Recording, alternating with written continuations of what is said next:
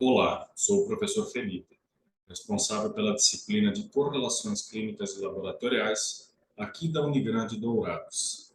Continuando então a aula de anteontem, nós vamos estar dando seguimento aí ao módulo 2, da aula 2, tá? Eu subdividi eles, como eu já falei para vocês.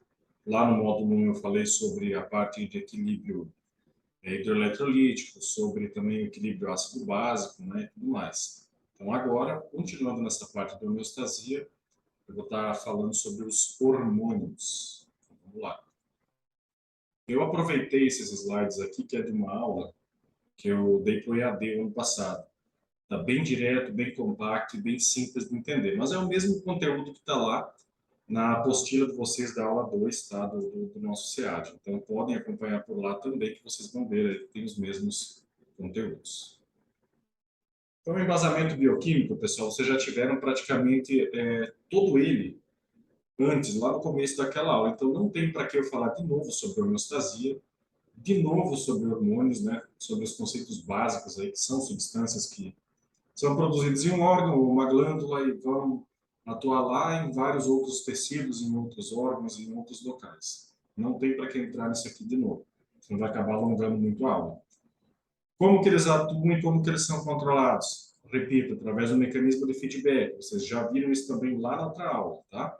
Quem não viu, volta lá na parte do módulo 1 dessa aula 2. Está tudo lá.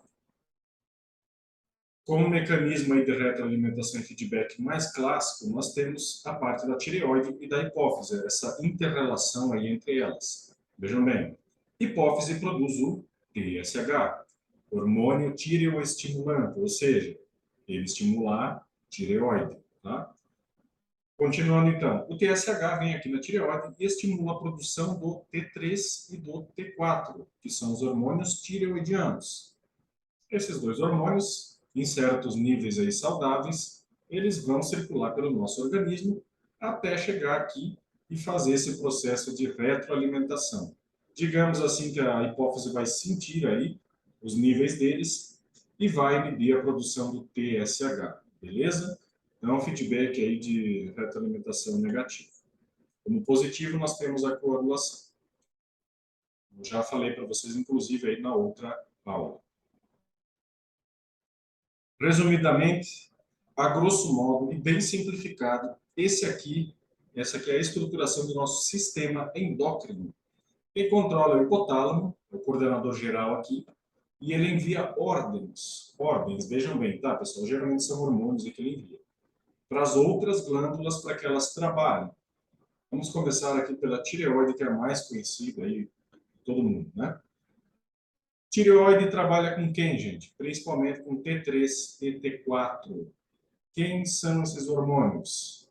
Esses hormônios controlam nada mais, nada menos que a nossa taxa metabólica basal, tá?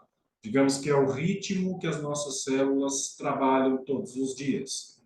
Por isso que pessoa que tem hipotireoidismo, que a tireoide dela trabalha pouco, costuma desenvolver aí obesidade, transtornos metabólicos, ficar mais cansada, mais derrubada, né? Sem energia para nada. Por quê? Poucos níveis aí de hormônios tireoidianos, um TSH bem elevado aí, tá? Que a hipófise sente, né, essa falta de hormônios tireoidianos e acaba mandando muito TSH lá para a tireoide tentar trabalhar, só que ela acaba não trabalhando, tá? Já o hipertireoidismo, por outro lado, é o oposto. A tireoide trabalha muito com pouco hormônio TSH. Então ela fica soltando aí bastante hormônio da tireoide, acelerando muito o metabolismo da pessoa. A grosso modo, vocês podem pensar que o excesso de hormônios da tireoide, ele é bom, mas não é não. Vejam bem, o metabolismo muito acelerado, ele vai acabar demandando mais energia, ele vai acabar fazendo órgãos e glândulas produzirem muito mais hormônio do que deveriam, então ele vai gerar um quadro aí de aceleração em todo o teu organismo. Tá? Inclusive fígado, ele vai demandar mais oxigênio, inclusive pode acontecer aí complicações em uma crise aí de hipertireoidismo exacerbada, onde você tem hipóxia hepática por excesso aí de demanda de oxigênio em todos os tecidos, e não só o fígado. Então, ele acaba sofrendo muitas vezes com a falta de oxigênio em decorrência dos níveis elevados aí de hormônios da tireoide. beleza? Mas continuando, então resumindo aqui, uma pinceladinha, a tireoide controla o metabolismo, a taxa metabólica através dos níveis de T3 e T4. Vizinho ali a tireoide, nós temos as paratireoides, é bem do lado, assim, um pouquinho na frente aqui. As paratireoides estão envolvidas, nada mais, nada menos, do que com todo o metabolismo ósseo geral aí do nosso corpo. Como que elas estão fazendo isso? Através aqui, ó, do paratormônio. Eu já falei sobre o paratormônio lá na aula 2, inclusive, está lá no outro vídeo. Quem quiser dar uma estudada melhor aí, pode acompanhar por lá, que você não vai acabar estendendo muito essa aula aqui também. Nós vamos comentar basicamente sobre ele. O paratormônio, ele atua retirando o cálcio dos ossos, ordenando lá que os osteoclastos, se eu bem estiver lembrado, comecem aí a degradação óssea. Ele acelera esse processo aí, ele intensifica esse processo aí. Então, os osteoclastos, através deles, vão quebrar os ossos e vão retirar, fazer a reabsorção óssea do cálcio desse material, tá? Então, você vai aumentar a calcemia através do aumento aí do paratormônio, beleza? Isso a nível ósseo, tá? Tem efeitos também aí a nível renal, aumentando a reabsorção de cálcio, e a nível intestinal também aumentando a absorção de cálcio e de fosfato a nível intestinal, certo?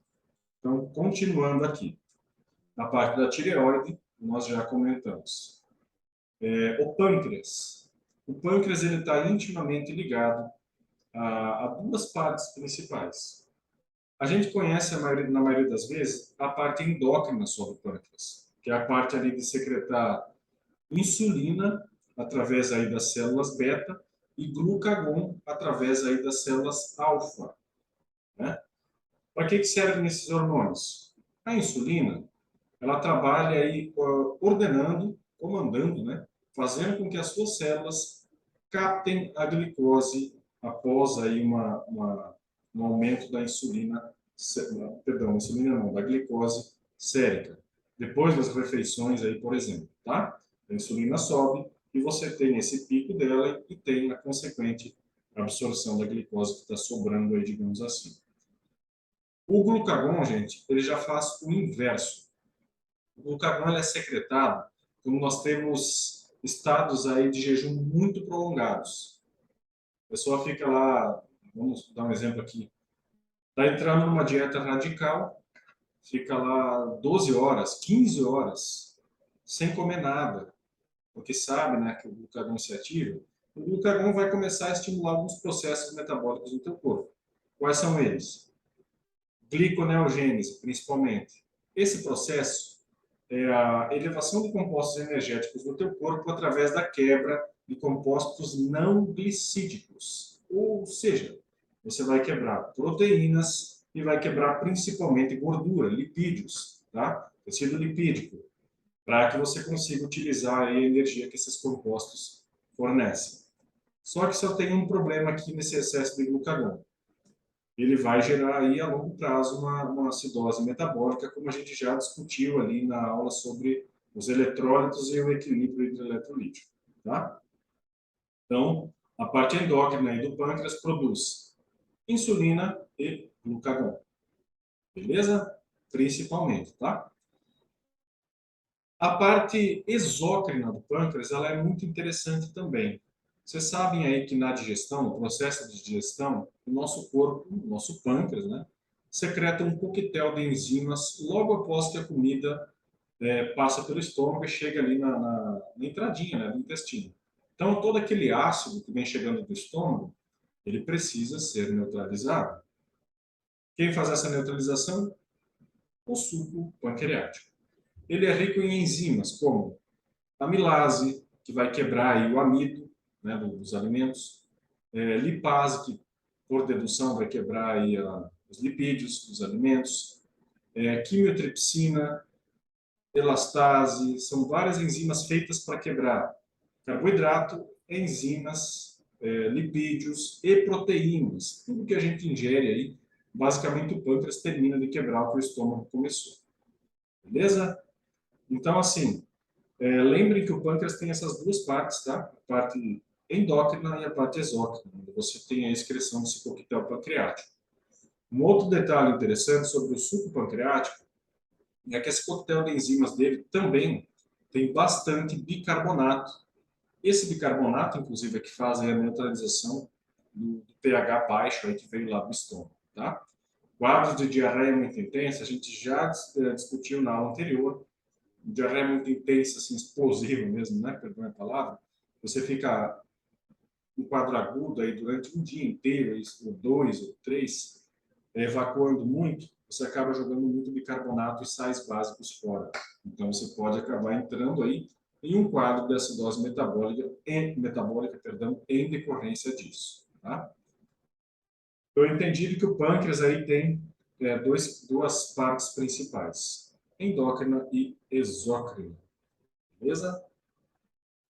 Outro detalhe interessante aqui sobre o pâncreas, só para finalizar aqui a parte dele, é que nos quadros aí de pancreatite muito aguda, muito exacerbada, digamos assim, você tem a inflamação desse órgão, e se esse quadro não for corrigido, não receber um atendimento médico rápido, essa inflamação aí desse órgão vai gerar um extravasamento do conteúdo enzimático dessas células.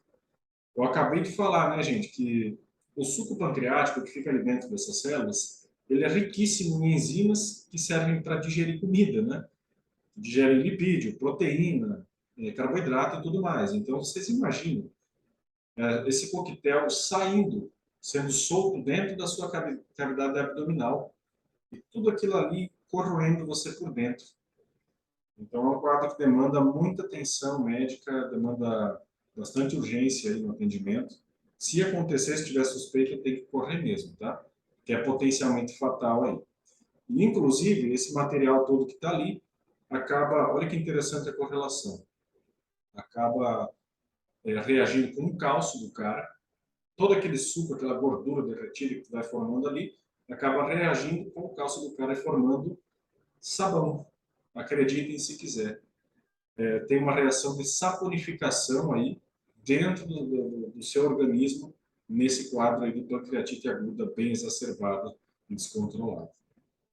Tá? Então, se vocês verem uma suspeita aí de elevação de amilase, elevação de lipase, PCR bem elevado, juntamente com uma hipocalcemia, então vocês já podem começar a suspeitar aí desse quadro aqui de pancreatite aguda. Aí já liga para o médico e encaminha o paciente.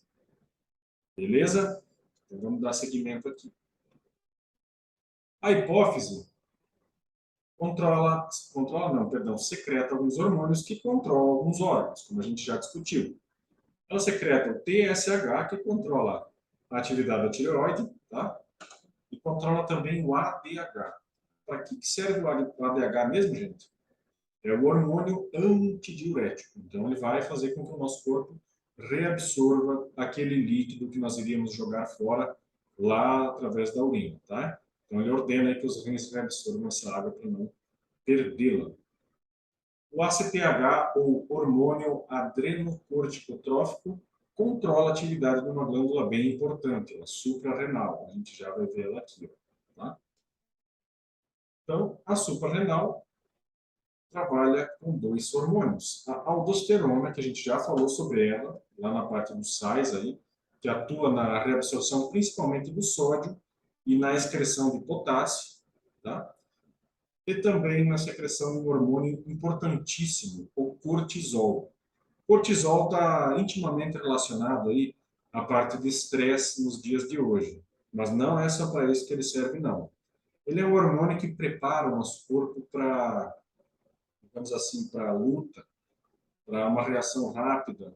Ele prepara a gente para estar pronto para alguma ameaça aí que vier. Então, ele prepara a gente para o estresse, tá? Todos os tipos de estresse aí. Então, ele deixa o nosso corpo ligadão, digamos assim. Eu já vou discutir mais sobre ele, que senão eu vou acabar alongando muito, tá? Essa aqui é um apanhado geral aí de como o nosso sistema endócrino está distribuído, no resumão. Vamos lá. Falando aí sobre os transtornos hormonais, começando pela tireoide.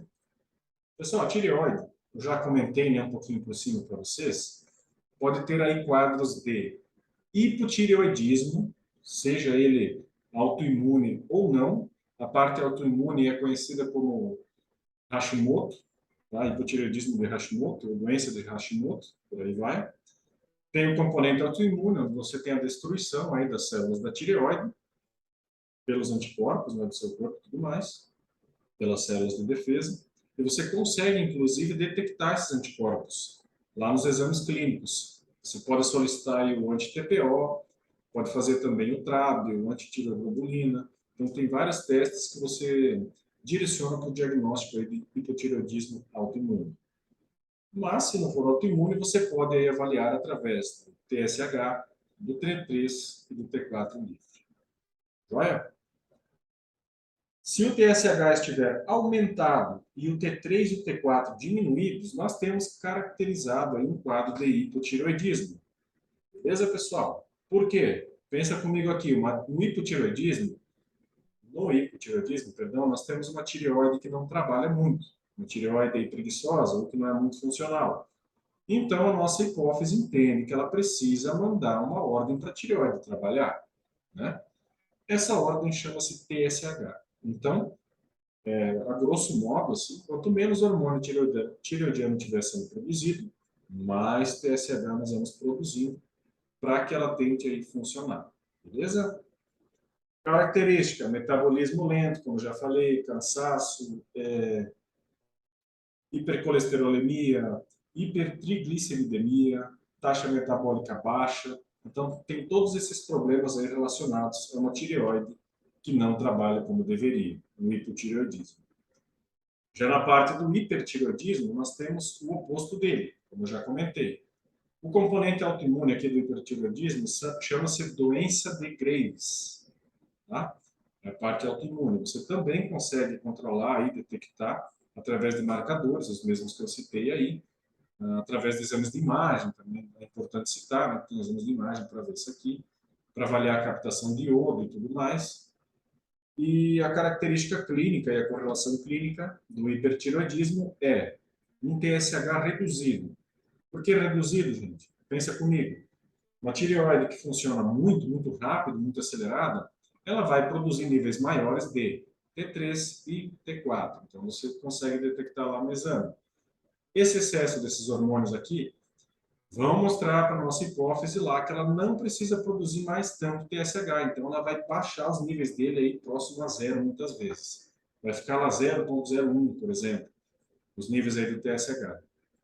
E mesmo assim, a tireoide dessa pessoa continua tunada e soltando um monte de hormônio. Tá? Tratamento. Para o hipotireoidismo, reposição do hormônio. Você toma lá o Purão, o T4, por exemplo, depende da dosagem, né? O médico vai avaliar a tua resposta. E no hipertireoidismo, muitas vezes é preciso você matar, digamos assim, um pouco da tireoide para que ela produza menos hormônios, tá? Ou mesmo fazer cirurgia aí, beleza? Transtornos do pâncreas, vamos discutir brevemente aqui, senão vou alongar demais essa aula de novo, tá? Porque eu me empolgo um pouco às vezes, mas vamos lá. Glucagon, eu já falei que faz gliconeogênese, serve para aumentar aí os níveis energéticos no organismo através de substratos não glicídicos, tá? É um hormônio tido como hiperglicemiante e ele é um hormônio catabólico, gente. Por que catabólico? Eu acabei de falar para vocês aqui, ó. Gliconeogênese é um processo aí que você tem a destruição de proteína e de carboidrato, tá? Então ele vai arrebentar esses compostos aí. Catabolismo vem da quebra de alguma substância em suas unidades constituintes. Quem constitui as proteínas? Os aminoácidos. Então, o catabolismo da proteína gera aminoácidos. Tá? Então, ele é o hormônio catabólico. Vamos ver agora a insulina. Ela é geralmente hipoglicemiante. Por que hipoglicemiante? Porque ela ordena que as tuas células façam a captação da glicose que está sobrando ali. Tá? Como já falei aqui. E como correlação principal aqui, ó, da insulina, nós temos a diabetes. Eu já falei sobre a diabetes insípida na aula anterior, eu não vou entrar em mais detalhes aí de novo sobre ela, senão não vou alongar muita aula, mas nós temos dois tipos de diabetes aí relacionados à parte de açúcar. Nós temos o diabetes tipo 1 e o tipo 2. O diabetes tipo 1 tem um componente autoimune, onde você tem a destruição das células beta do pâncreas, tá? Destruindo essas células que produzem a insulina, você tem, por consequência, a ausência da insulina.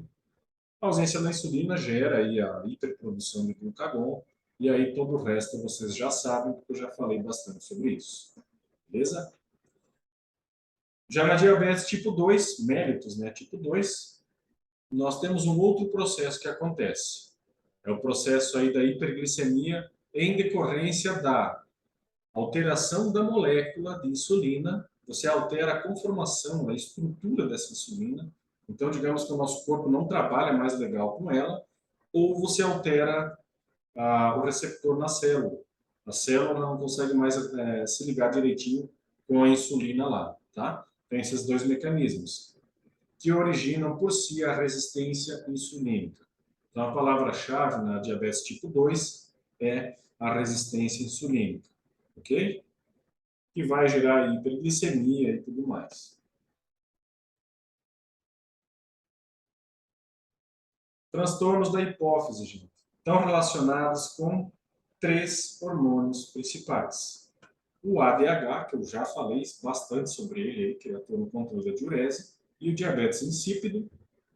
O ACTH, o hormônio adrenocorticotrófico, que estimula a suprarrenal, controlando aí o cortisol, gente. O cortisol está aqui no final, já vou falar sobre ele.